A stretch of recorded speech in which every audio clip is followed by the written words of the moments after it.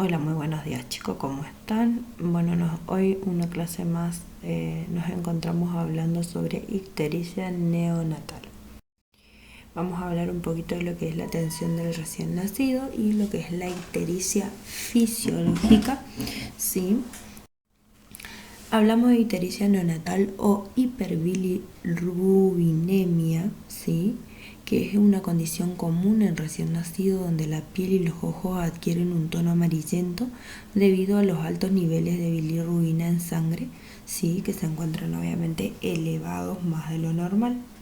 El factor causante de la ictericia es el acúmulo de pigmento de la bilirrubina en sangre, denominado hiperbilirrubinemia. Hablemos un poquito sobre la fisiopatología y la clínica. ¿Sí? La hemoglobina es una proteína que, como sabemos, se encuentra presente en los hematíes, cuya función principal es el transporte de oxígeno a través de los vasos sanguíneos. Tras el nacimiento del neonato, la hemoglobina fetal se degrada rápidamente para dar lugar a la hemoglobina adulta, formando durante el proceso de gran cantidad de biliverdina, ¿sí? Que dará paso a la bilirrubina a través del hígado. Obviamente la bilirrubina es un metabolito fisiológico que se produce esencialmente por la degradación de los glóbulos rojos o los hematíes, liberando el grupo hemo de la hemoglobina, denominándose bilirrubina no conjugada. Gran parte de esta bilirrubina no conjugada, o la bilirrubina indirecta como más la conocemos, se une a una molécula de albúminas circulante, siendo transportadas por el organismo a través de la sangre. Después se metaboliza en el hígado para producir bilirrubina conjugada o directa y soluble en agua, que pasa desde la vesícula biliar al intestino y se excreta por medio de las heces. No obstante, debido a la inmadurez obviamente hepática del recién nacido, su organismo es incapaz de excretar esta bilirrubina, ¿sí? Las altas cantidades de bilirrubina, por lo que ésta se va almacenando, acumulándose especialmente en la piel, membranas mucosas o la membrana esclerótica ocular. Por eso es que sobresale, digamos, el tinte amarillento en la parte ocular, ¿sí? La ictericia avanzada de forma progresiva es dirección cefalocaudal, por lo que la coloración amarillenta de la piel y las mucosas se observa inicialmente en la cara y en el tórax y posteriormente en el tronco y los miembros inferiores. La ictericia patológica se diferencia de la ictericia fisiológica por su aparición dentro de las 24 horas de vida, presencia de orina oscura y heces pálidas, un aumento del nivel de bilirrubina sérica mayor a 5 miligramos por decilitro al día y un nivel total de bilirrubinemia por encima del nivel límite del recién nacido, teniendo en cuenta las horas de vida. Entonces tengamos en cuenta esto, que existe la ictericia fisiológica y la patológica. La fisiológica es la que aparece después de las 24 horas de vida, en cambio la patológica aparece en las primeras 24 horas de vida. Como les decía, existen dos tipos de ictericia, la fisiológica y la patológica. La fisiológica se presenta a los 2 o 4 días, ¿sí? De vida como consecuencia de la inmadurez hepática del recién nacido, es decir, debido a un aumento en la producción de bilirrubina por un incremento del número de glóbulos rojos, junto con una disminución de la excreción de la misma. El nivel de bilirrubina alcanza un máximo de 13 a 15 miligramos por decilitro y se va reduciendo gradualmente hasta llegar a un nivel aceptable antes de las 2 semanas de vida. Esta actividad es habitual en los recién nacidos sanos a término y pretérmino tardío. En cambio, la ictericia patológica es aquella que no remite sin la aplicación de tratamiento. Aparece durante las primeras 24 horas de vida y las concentraciones de bilirrubina en sangre van aumentando progresivamente. La principal causa de la hiperbilirrubinemia patológica es la enfermedad por incompatibilidad de RH, por ejemplo. Es una de las etiologías más graves de ictericia, pero también poco frecuente en embarazos controlados. Eso hay que tener en cuenta. Por profesionales sanitarios debido a la administración sistemática de gamma-globulina anti-RH a madres con RH negativo. Pueden derivar de encefalopatía bilirrubínica, severa e inclusive el kernicterus, que es, digamos, la complicación más grave que puede existir en este tipo de paciente, en ausencia de un tratamiento efectivo, obviamente. Acá le hablo un poquito del kernicterus, ¿sí?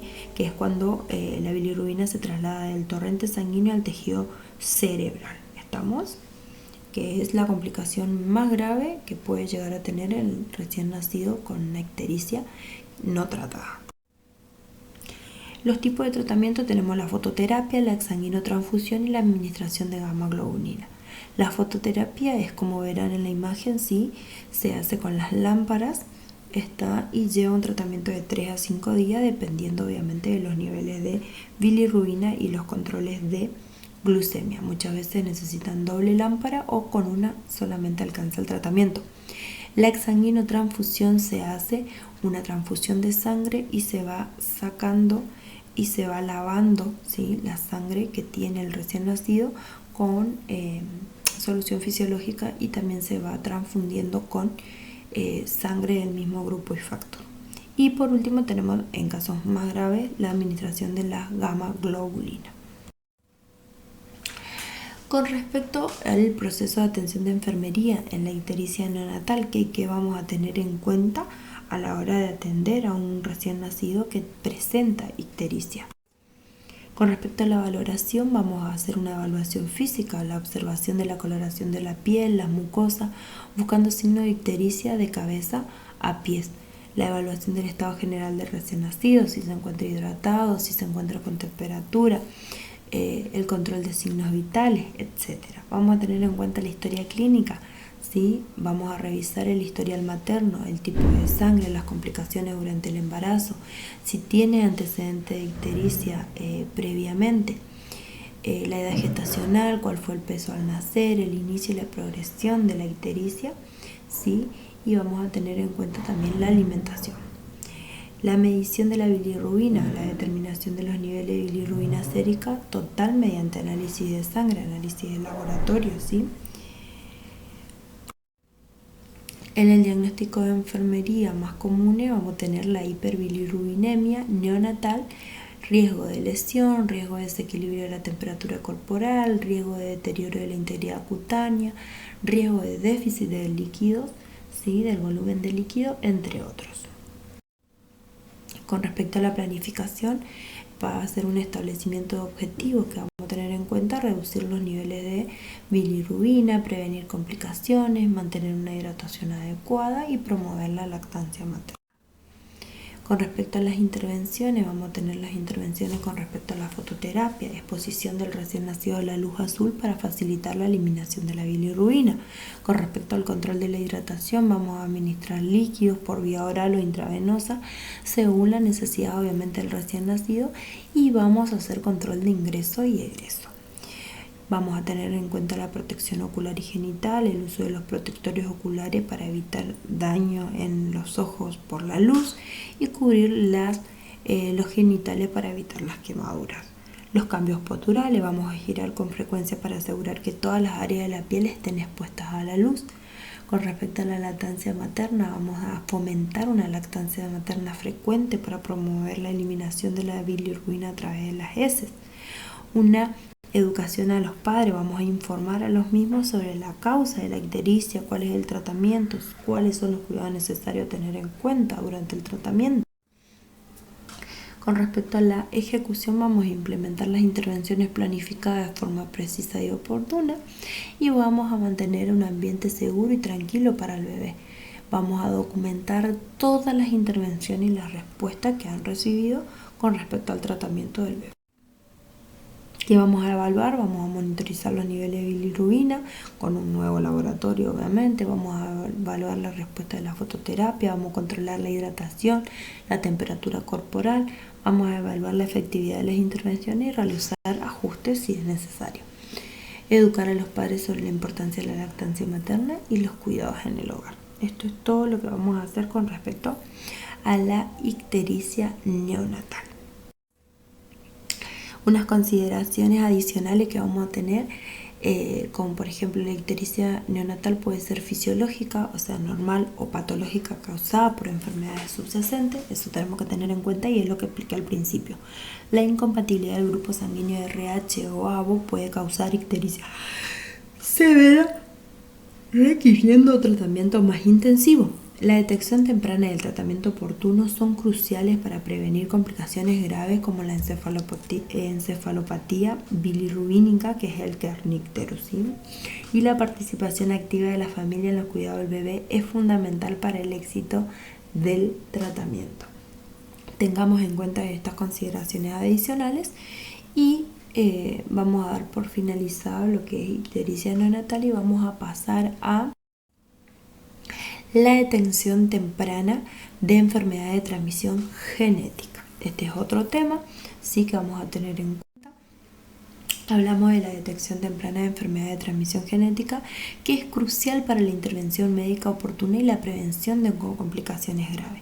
Las pruebas genéticas, que pueden realizarse en diferentes etapas de la vida, permiten identificar mutaciones genéticas que predisponen a ciertas enfermedades, facilitando así las estrategias de manejo y obviamente de prevención, que es fundamental.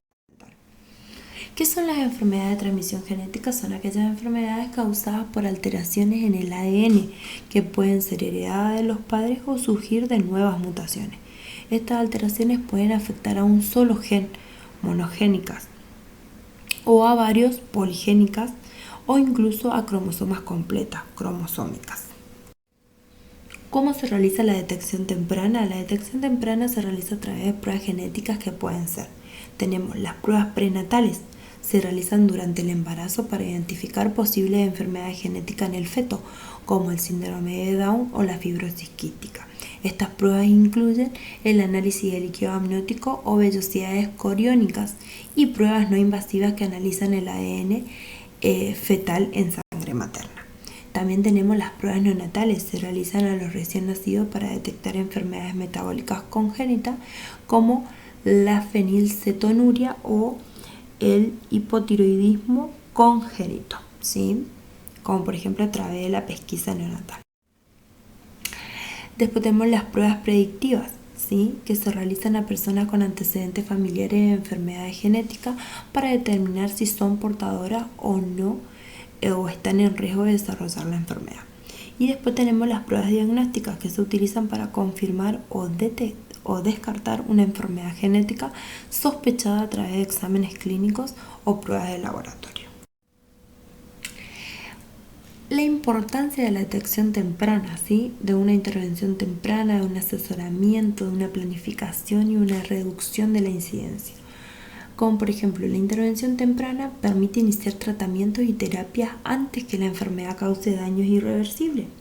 El asesoramiento genético brinda información a la familia sobre el riesgo de transmitir la enfermedad a sus hijos y las opciones reproductivas disponibles.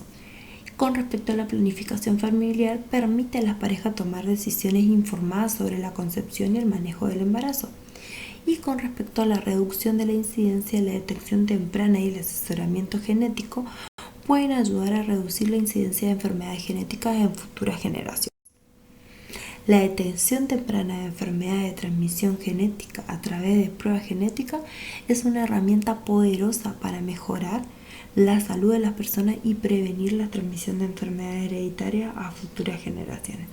Entonces hay que hacer muchísimo hincapié en esto, en la detección temprana justamente de las enfermedades de transmisión genética. Ténganlo en cuenta. Esto, chicos, es como un pantallazo nomás que pudimos dar. Bueno, y aquí pasamos a otro tema, que vamos a hablar un poquito sobre la inmunización en el recién nacido. En el recién nacido, la inmunización se enfoca principalmente en la protección contra la tuberculosis meningia, ¿sí? Ahí hablamos de la vacuna BCG y la hepatitis B, administrada dentro de las primeras 24 horas de vida. Estas vacunas son fundamentales para proteger al bebé de enfermedades potencialmente graves que pueden afectar el hígado y el sistema nervioso central. Con respecto a las vacunas obligatorias para los recién nacidos, estamos hablando de la BCG, ¿sí? Habla del bacilo de Calmette-Guerin, Protege contra las formas graves de tuberculosis, especialmente la tuberculosis meningia y miliar en la infancia. Y la hepatitis B protege contra la infección por el virus de la hepatitis B que puede causar enfermedades hepáticas crónicas, la cirrosis y el cáncer de hígado. Entonces, ¿cuáles son las vacunas obligatorias para el recién nacido? La vacuna BCG, que se administra en forma intradérmica y que corresponde 0,1 mililitro, ¿sí? Vienen en frasco multidosis, son 10 dosis que trae el frasco, ¿sí? Y se administra 0,1 intradérmica. Es la única vacuna que se administra en forma intradérmica, ¿sí? A los pacientes, y se debe administrar las primeras 24 horas de vida. En la hepatitis B, obviamente, también esta se administra en forma intramuscular, ¿sí? Corresponde a 0,5 la dosis, de manera intramuscular, como le decía, y esta ya viene dosificada la vacuna. En cambio, la BCG sí viene en frasco de multidosis, como para que lo tengan en cuenta. Las consideraciones importantes, obviamente, que tiene que ver con la oportunidad. Decimos que las vacunas se deben administrar dentro de las 24 horas de vida para asegurar la protección temprana del recién nacido.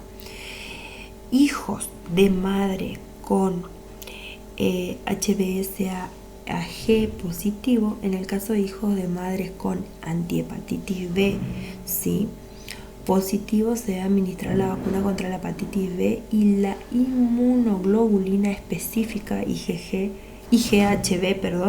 dentro de las primeras 12 horas de vida. En aquellos prematuros, la vacunación contra la hepatitis se debe realizar según el peso al nacer y el estado serológico de la madre, siguiendo las pautas establecidas. Todas las vacunas en aquellos prematuros se considera el peso, ¿sí? Tienen que tener mayor a 2 kilos para poder realizarle la vacuna. La estabilidad del prematuro. Es crucial evaluar la estabilidad, obviamente, del recién nacido prematuro antes de la vacunación, asegurándose de que no presente compromiso hemodinámico ni requerimiento de drogas vasoactivas.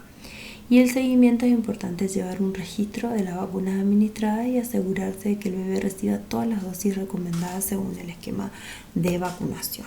Más que nada en aquellos chicos que no reciben la BCG, como son frascos multidosis, hay en lugares como por ejemplo en las clínicas privadas que no tienen, entonces los chicos se van de alta sin recibir la vacuna BCG, y está bueno hacer el seguimiento para ver o explicarle, obviamente, a la mamá y al papá dónde son los lugares donde pueden ir a realizarle la vacuna para poder asegurarse la inmunización de ese recién nacido en las primeras horas de vida.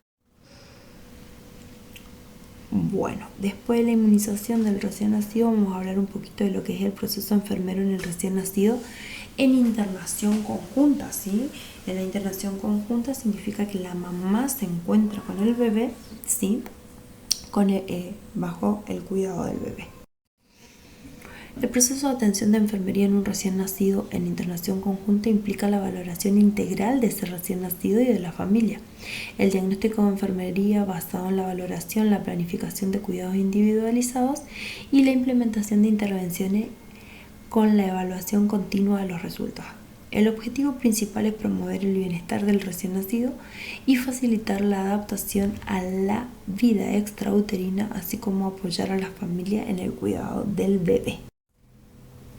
¿Qué vamos a tener en cuenta en la valoración? La valoración inicial en un recién nacido en internación conjunta incluye la evaluación de diversos aspectos, como por ejemplo datos generales, signos vitales, todo lo que sea respiración, circulación, la valoración de la piel, el sistema gastrointestinal, el sistema genitourinario. ¿Qué es lo que vamos a tener en cuenta? En los datos generales, como por ejemplo el peso al nacer, la talla, el perímetro cefálico, qué edad gestacional, la hora del nacimiento, el tipo de parto, si fue parto normal, si fue por cesárea, el grupo sanguíneo, ¿sí?, entre otros. Los signos vitales, vamos a tener en cuenta la frecuencia cardíaca, la frecuencia respiratoria, la temperatura, la tensión arterial, en el caso de que sea necesario controlar, ¿sí?, la evaluación de la frecuencia con respecto a la respiración, la profundidad, el patrón respiratorio, si hay presencia o no hay quejidos, si hay retracciones, si hay aleteo nasal. Con respecto a la circulación, la coloración de la piel y las mucosas, el llenado capilar, los pulsos periféricos. Con respecto a la piel, vamos a tener en cuenta la coloración, la presencia de lesiones, si hay presencia de verniz gaseoso, el lanugo, la fontanela. Con respecto al sistema gastrointestinal, como es la alimentación, la succión, la deglución, ¿sí? El reflejo de búsqueda, las evacuaciones, si orina bien, si defeca bien. El sistema genitourinario, vamos a tener en cuenta la micción, la presencia de los genitales ambiguos. Con respecto al sistema neuromuscular, si hay tono, si hay reflejo, si hay búsqueda de succión, si está el reflejo de Moro, si hay prensión palmar y plantar, si la marcha es automática, ¿sí? El sistema sensorial, si hay el tema de la audición, la visión, con respecto a la capacidad de respuesta y estímulo. Obviamente en estado general el nivel de alerta, si hay llanto, si hay actividad, si hay posición. Y con respecto a los datos familiares, el nivel de conocimiento de los padres sobre el cuidado del bebé, apoyo familiar, las preocupaciones que pueden llegar a tener y un ambiente familiar. Con respecto a los diagnósticos de enfermería, con base en la valoración que hicimos, se van a identificar los diagnósticos de enfermería que pueden incluir riesgo de aspiración, riesgo de hipotermia, deterioro del intercambio gaseoso, ¿sí? Nutrición ineficaz. Son los diagnósticos por ahí que podemos tener en cuenta. Con respecto al riesgo de aspiración, va a estar relacionado con la inmadurez de los reflejos orofaringeos y la dificultad para mantener una vía aérea permeable. El riesgo de hipotermia va a estar relacionado con la inmadurez del centro termorregulador o la dificultad para mantener la temperatura corporal. El deterioro del intercambio gaseoso va a estar relacionado con la inmadurez pulmonar, también con la apnea o la presencia de secreción en vía aérea. Y la nutrición ineficaz puede estar relacionada con la dificultad para succionar o deglutir o con la falta de adaptación del sistema digestivo. Por ejemplo, son diagnósticos que podemos elaborar respecto a esto. Con respecto también al deterioro de la eliminación urinaria, vamos a relacionarnos con la inmadurez del sistema urinario o problemas en la micción. Con respecto al riesgo de infección, va a estar relacionado con la inmadurez del sistema inmunológico o la exposición a microorganismos. El déficit de conocimiento va a estar relacionado con la falta de información sobre el cuidado del recién nacido.